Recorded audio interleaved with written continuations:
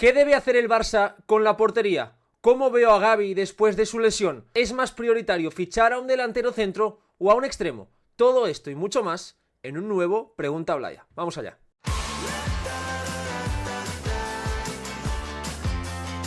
¿Qué tal? Y bienvenidos un nuevo viernes a esta sección que creo que es una de vuestras favoritas, también de mis favoritas, en la que vosotros con vuestras preguntas hacéis que sea posible, porque me encanta leeros cada 2-3 semanas aquí en este espacio para ir contestando, ya sabéis, como siempre, cosas del Barça, de fútbol en general, de la vida también, porque hay alguna preguntita que no es solo de fútbol, en este espacio de preguntas, de Pregunta a Blaya. Así que hoy viene bastante cargadito con cosas muy interesantes y hoy viene muy cargadito con preguntas realmente interesantes. Antes de nada, os quiero decir que la próxima semana, el jueves, voy a hacer mi primer directo para miembros en el canal. Si queréis estar en este directo en el que voy a hablar de fútbol, del Barça, de todo lo que os apetezca, solo tenéis que haceros miembros en el enlace que tenéis en la descripción de este vídeo, en la lupa de plata. Además de apoyarme, si os gusta el contenido, podréis estar la próxima semana, el próximo jueves, en el directo que haremos desde aquí. Si os gusta el contenido, ya sabéis, like en el vídeo, comentad aquí abajo qué os parecen mis pedradas y suscribíos si no estáis suscritos. La primera me gusta bastante porque es bastante futbolera y me dice si ese Pedri, De Jong y Dani Olmo no me recuerda al de Paul, McAllister y Enzo Fernández de la selección argentina, un trío móvil en el que la figura del mediocentro posicional no es tan importante. Yo creo que es una pregunta muy pertinente porque estamos viendo en las últimas semanas que Hansi Flick ha pegado un vuelco apostando más por Frenkie de Jong que por Marc Casado y por lo tanto transformando las sinergias que había en ese centro del campo. El Barça bebe de una cultura larguísima, vastísima del mediocentro. Podríamos decir que el Barça se explica en gran medida a nivel histórico de los últimos 25 años por el tipo de mediocentro que ha tenido en su primera plantilla. Y creo que esta temporada, los últimos 2-3 meses, ya desde enero, cuesta decidir quién es el mediocentro del Barça, porque podríamos responder que es Frenkie de Jong, estaríamos en lo cierto, pero a la vez, en muchos momentos, no es cierto esta frase, o no del todo, sino que el Barça se construye con un centro del campo, como apunta este usuario, con Frenkie de Jong y con Pedri intercambiando alturas, y esa es la clave para desordenar y para permitir que el Barça tenga más capacidad de maniobra con balón. Creo que ese de Jong, Pedri, Olmo con balón es una auténtica delicia, porque hablamos de tres jugadores técnicamente muy buenos, cada uno en lo suyo. Dani Olmo en esos controles orientados entre líneas, Pedri en todo, absolutamente todo, Pedri es cum laude, y De Jong con la capacidad de retener y conducir la pelota.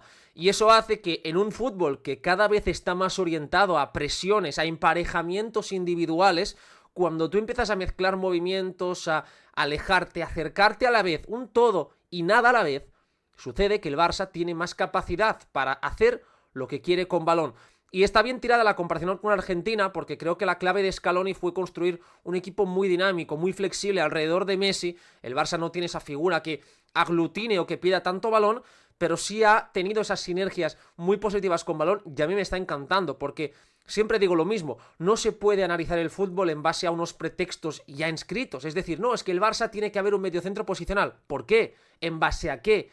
No me sirve la respuesta histórica, porque el fútbol es cambiante, es vivo y por lo tanto como tal hay que ir adaptándose. Y creo que Hansi Flick lo está haciendo bien con Frenkie de Jong, dándole un rol que le encaja y potenciando a lo que tiene alrededor. Y esto evidentemente no es menospreciar a Casado, que va a seguir siendo importante y que lo está haciendo francamente bien. Me pregunta Mateo sobre Gavi, porque ha dado la lista además Luis de la Fuente de la selección española para los cuartos de la Nations League y no está convocado el futbolista andaluz. ¿Cómo veo a Gavi después de la lesión y en qué posición lo veo?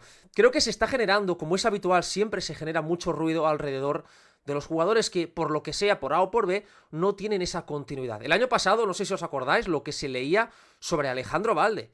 Se decía que se había estancado, que era un jugador demasiado débil, que no tenía el nivel para ser titularísimo en el Barça, que el Barça tenía que acudir al mercado. Hace solo un año se leía todo esto de un futbolista muy joven que estaba en proceso de adaptación y de crecimiento, y este año pues Balde está demostrando que es probablemente uno de los 2-3 mejores laterales izquierdos del mundo. Y con Gavi no está sucediendo esto todavía, pero sí noto un run innecesario. Gavi vuelve de una lesión gravísima, la peor que puede sufrir un futbolista, y ha tenido ya grandes partidos, grandes momentos. Yo creo que el momento actual del Barça con Olmo, Pedri, De Jong, incluso Fermín, que estaba jugando bien antes de esa expulsión ante el Sevilla, hace que sea muy difícil sumar minutos, y Gavi los está sumando. Yo creo que aquí Hansi Flick está viendo que en la base de la jugada él lo que le pide al equipo, lo que le pide a los jugadores que están ahí es precisión y capacidad de tomar muchas decisiones con un porcentaje de acierto muy alto. Y ahí están para mí Pedri, De Jong con Casado, diríamos en ese segundo escalón. Creo que de momento el técnico no ve a Gavi preparado quizás desde un punto de vista emocional para tomar esas decisiones en esa base de la jugada, y por eso está utilizando la intensidad, la capacidad para presionar, de entender los espacios de Gavi, aprovechándolo más arriba. Para mí, su mejor altura es en una intermedia, ni en la base como un medio centro, pero tampoco en la media punta, sino en ese punto intermedio donde está habitando Pedri y donde muchos ratos también habita De Jong, que pese a que es el medio centro, coge más altura que Marc Casado. Creo que ahí es donde se verá el mejor Gavi. No podemos olvidar que tiene 20 años, va a cumplir los 21, es muy joven, hay que tener paciencia, viene de una lesión larguísima. Lo lógico es que esa primera temporada sirva para que vaya cogiendo ritmo, confianza y sume minutos. A mí ya me ha parecido que ha hecho mucho más de lo que se le podía exigir volviendo de ese tipo de lesión. Así que calma, porque Gavi va a volver a su nivel, estoy convencido de ello. Y de hecho ya nos ha dado grandes pistas para ser optimistas. Pregunta el amigo si pudiese fichar a un jugador del Barça de Pep, sin contar a Messi, porque claro, Messi es trampa, ¿a quién ficharía y por qué? Aquí para mí la respuesta es clara, Samuel Eto'o. Samuel Eto'o para mí sería la respuesta clara. Mira que hay leyendas, que hay jugadores mejores que Samuel Eto'o en aquel equipo, pero empiezas a repasar y dices, hombre, la defensa creo que ahora mismo, es verdad que un Dani Alves en 2008-2009 era un auténtico avión, en el centro del campo hay 3 leyendas, pero yo confío mucho en lo que tiene el Barça ahí.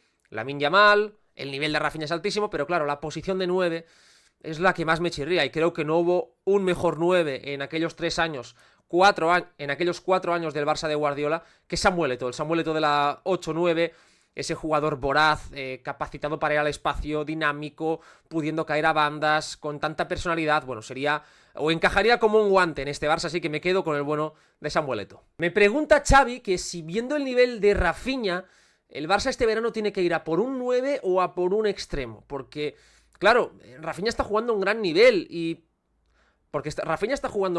esto genera dudas en el aficionado, que quizás en verano veía como una condición indispensable la llegada de ese extremo y ahora empieza a tener dudas que realmente son, yo creo que compartidas por muchas personas. Al final aquí el Barça tiene que tener en cuenta que Rafinha es un futbolista que ha explotado, que está en un nivel altísimo y que además te ofrece una movilidad, un rango de actividad con balón y sin balón sobre todo altísimo.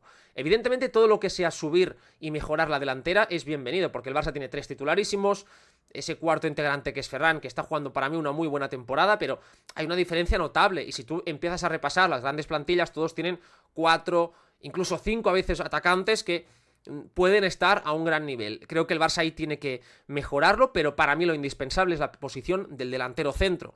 Al final Lewandowski le queda un año más de contrato, es verdad que puedes decir, bueno, vamos a tirar con Lewandowski y ya en 2026 vas a por ese 9.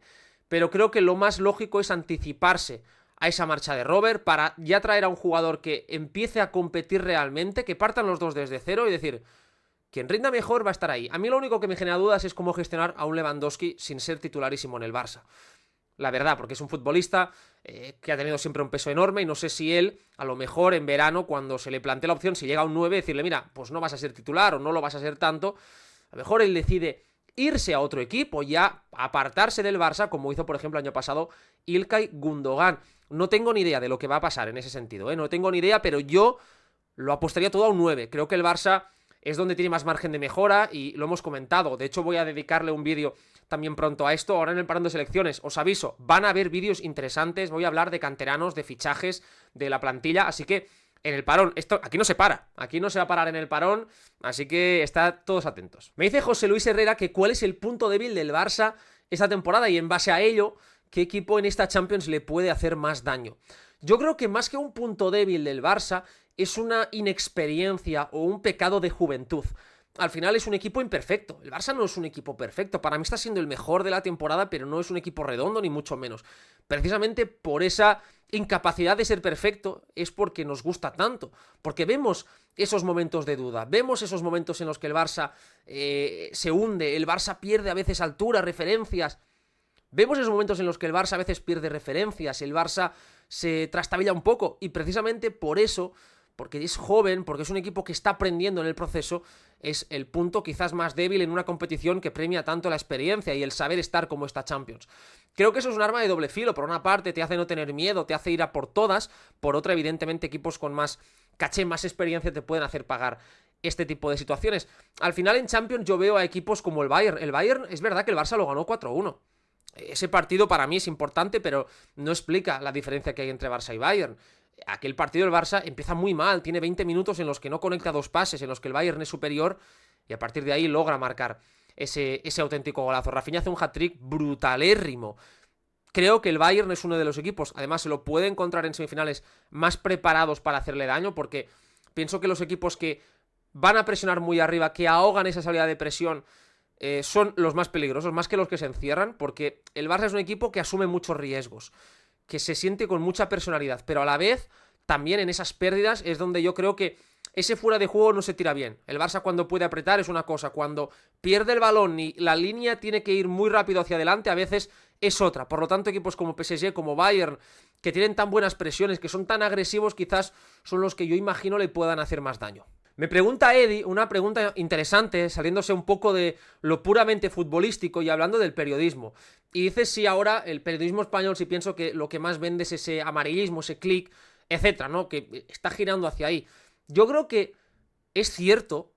Yo creo que muchas veces el debate no se centra en lo correcto. Es decir, si el periodismo español, inglés, me da absolutamente igual, el que sea, hace algo, es porque hay otra persona, o mejor dicho, hay un grupo de personas que lo está comprando. Nadie hace cosas que no se venden o se hacen poco tiempo. Y llevamos ya una dinámica en la que lo que más vende, vosotros entrad en Twitter. ¿Qué es lo que más vende? Conspiraciones, odio, hate, teorías constantes para polarizar el debate. Eso es lo que la gente consume. Eso es lo que la gente pide y entra de lleno en hacer. Y por lo tanto, el periodismo es un reflejo de lo que la gente está consumiendo. El periodismo va donde está la gente, no al revés. Si la gente está en TikTok, el periodismo irá allí. Si la gente antes estaba más en Twitch, el periodismo va a Twitch. Y eso es siempre así. Y por lo tanto, si la gente consume esas cosas, el periodismo lo va a hacer. Ahora bien, yo también creo que se puede hacer un periodismo honesto, un periodismo en el que no haya ese odio, en el que no se intente generar esa tensión constante entre polos opuestos, sino que se haga un periodismo como el que intento hacer yo, que no es ni mejor ni peor, es el que a mí me gusta. Un periodismo en el que trato de explicar los porqués, en el que trato de fijarme más que en la opinión de una persona o de otra, si es buena o mala, en el por qué los protagonistas toman esas decisiones, en tratar de pasarlo bien, con pasión y siendo siempre muy honesto. Y evidentemente eso también vende. Y aquí es donde sí meto la responsabilidad del periodista. Al final, si tú eres como yo, un autónomo que está por libre, decides qué hacer y qué no hacer. Y ahí es donde recae la responsabilidad también individual de cada uno. Yo he elegido mi camino y soy consciente de que haciendo otras cosas, hablando de árbitros, muchas veces me decís, ¿por qué no hablas de árbitros? ¿Por qué no comentas esa jugada? Porque no me gusta. Porque creo que no aporto nada, porque ya hay mucha gente haciendo lo mismo, porque no tengo ni idea y porque creo honestamente que solo embarras un debate que a mí me gusta enfocarlo de otra manera. Y soy consciente de que si ayer hubiese hecho un vídeo de la jugada polémica del penalti de Julián, con muchas miniaturas llamativas, robo, llevándome las manos a la cabeza, hubiese tenido muchas visitas. Pero eso a mí me da absolutamente igual. Y sé que los que estáis aquí cada día también os da igual. Vamos a la portería, porque esta pregunta me parece pertinente. Me dice, ¿qué tiene que hacer el Barça en la portería? ¿Ir al mercado o tirar con lo que tiene en casa? Yo creo que es un debate que abordaré aquí en el canal próximamente, porque ahora mismo es un rompecabezas enorme. Tienes el nivel de Chesney, que está siendo más que positivo, muy bueno. Un Iñaki Peña que ha perdido ese rol de titular y que yo creo que este mercado de verano seguramente vaya a salir. Y un Ter Stegen que no sabemos cómo va a volver de una lesión complicada. Y en casa tienes para mí dos porteros, Diego Kochen y Iker Rodríguez, uno del 2006, otro del 2008, Iker es más joven, que apuntan muy bien, que son dos porteros con proyección de futuro, con bastante nivel ya en el presente, pero sobre todo de futuro, y que evidentemente para mí son apuestas de club, pero yo creo que ahora el Barça no puede ya darle la portería a uno de esos porteros. Yo creo que el Barça tiene que explorar el mercado, porque si tú tienes a un portero ganador, a un portero que te haga paradas ganadoras, que te permita estar en partidos que no lo mereces, es donde ahí empiezas a construir tu confianza, es donde ahí tú puedes permitirte ciertas licencias. Y creo que el Barça tiene que acudir al mercado. Hace ya una década, más de una década de hecho, que el Barça no va al mercado a por un portero importante. Ter Stegen Ha tenido años muy buenos, años no tan buenos, y pienso que es el momento de que el Barça acuda o abra ese melón. Y evidentemente siendo conscientes de lo que hay en casa, pero para mí, a 3-4 años vista, eso es lo que tiene que hacer el club. Portero, que ahora fichas, que te puede dar ese rendimiento y luego ya competir con lo que tienes en casa, que es muy bueno.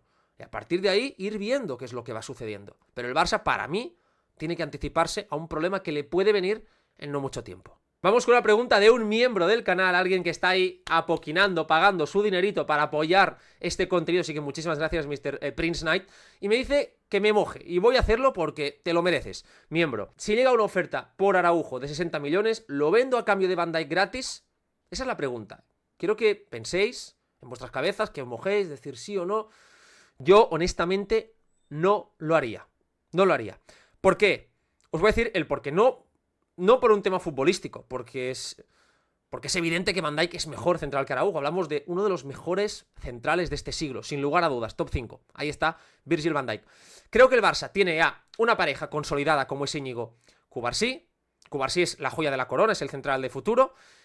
Y pienso que vender a un activo joven por 60 millones, que si Araujo recupera su nivel me parecerá un precio bajo, para traer a un veterano como Van Dijk, que es buenísimo, lo que tú quieras, que te va a cobrar un pastizal enorme, porque Van Dijk no se va a ir del Liverpool para cobrar poco, va a venir cobrando un dinero muy importante, seguramente sería uno de los 3 mejores pagados de la plantilla, teniendo a Íñigo, veterano, te deja con poco margen de maniobra en la defensa, y creo que el Barça tiene que ir a por futuro. Tienes a Íñigo, ese jugador veterano, vete a por un futbolista de futuro. Así que, lo siento Virgil, me encantas, pero no lo haría. Otro miembro, el bueno de Justin, que también muchísimas gracias por pagar, por confiar en este contenido. Acordaos que semana que viene hay directo, los que paguéis, los que seáis miembros en el canal, me pregunta por las diferencias entre Flick y Xavi, porque él dice que son demasiado grandes siendo una plantilla muy parecida, por no decir casi la misma, la que tenían Flick y Xavi. ¿Qué es lo que está pasando? Aquí evidentemente mucha gente busca respuestas en lo puramente táctico, no en los sistemas, en los cambios de posición de jugadores, pero para mí la gran clave de Hansi Flick no es táctica, es emocional. Creo que el Barça de Xavi el año pasado era un equipo sin fe. Era un equipo que veía que lo que entrenaba, lo que se le decía, la información que tenía, no la podía o no sabía cómo aplicarla, o si la aplicaba no le daba los resultados necesarios. Cuando te dicen A para que suceda A en el partido y ves que ese A se convierte en B, poco a poco el equipo va bajando. De hecho, el año pasado para mí la clave es que prácticamente ningún jugador, salvo los que subían, como Lamine, como Cubarsí, como algún otro, estaba a su nivel. Todos estaban por debajo del nivel. El año pasado se criticaba a Valde, se criticaba a Koundé, se criticaba a Íñigo, se criticaba a Rafinha, se criticaba a Pedri, a De Jong, a todos los jugadores se criticaba. Entonces, aquí había un problema de confianza, de un equipo sin confianza. Hansi Flick lo que ha hecho es convencer al futbolista. Una vez el futbolista ve que lo que se entrena, lo que se practica, se transforma en realidad, a partir de ahí la confianza empieza a subir, empieza a ir creciendo, el equipo va cogiendo ese buen tono, se ve que es una plantilla además joven con hambre, que lo que necesitaba era encontrar ese mensaje al que agarrarse, y una vez ahí, evidentemente, para mí hay un cambio evidente en lo físico, en la preparación física del equipo, están mucho mejor, apenas hay lesiones musculares, todos los futbolistas están en un gran momento de forma, y tácticamente creo que este Barça sí sabe cómo hacer cosas básicas. El año pasado para mí el problema principal era que era un equipo que quería presionar y no sabía cómo hacerlo, distancias muy largas, un equipo poco preparado, con una línea defensiva que cada uno iba por su lado. Este año se ve una compenetración total entre todos los jugadores y eso para mí es un salto evidente a la hora de poder apretar. Y luego con balón yo creo que todo parte de esa confianza, de tener a un Lamine más maduro, tener a un gran Pedri, de entender dónde está o dónde se puede aprovechar los puntos fuertes de esta plantilla y a partir de ahí darle la confianza al jugador para que lo desarrolle, con ese Íñigo Cubarsí para filtrar, un Dani Olmo que te ha dado mucho entre líneas y sobre todo hacer al futbolista que crea, que sea consciente de sus posibilidades individuales y colectivas, porque al final esto es un deporte de equipo. Y creo que ahí Flick es un auténtico maestro. Hasta aquí el vídeo de hoy, hasta aquí estas preguntas. Muchísimas gracias a todos los que habéis participado, aunque no haya elegido vuestras preguntas. Hay muchas, cuesta mucho elegir, pero muchísimas gracias por siempre participar, tanto en YouTube como en mi cuenta de X, así que ya lo sabéis. Si os ha gustado el vídeo, suscribíos, dejad por aquí abajo vuestro comentario, dadle like, muy importante, para que el vídeo se posicione bien, para que cada vez seamos más. Y no olvidéis que este domingo tenemos las notas del Atlético de Madrid-Barça, lunes la lupa, y la semana que viene, aunque haya parón, esto no va a parar. Voy a hacer contenido, así que estad atentos porque esto va a seguir.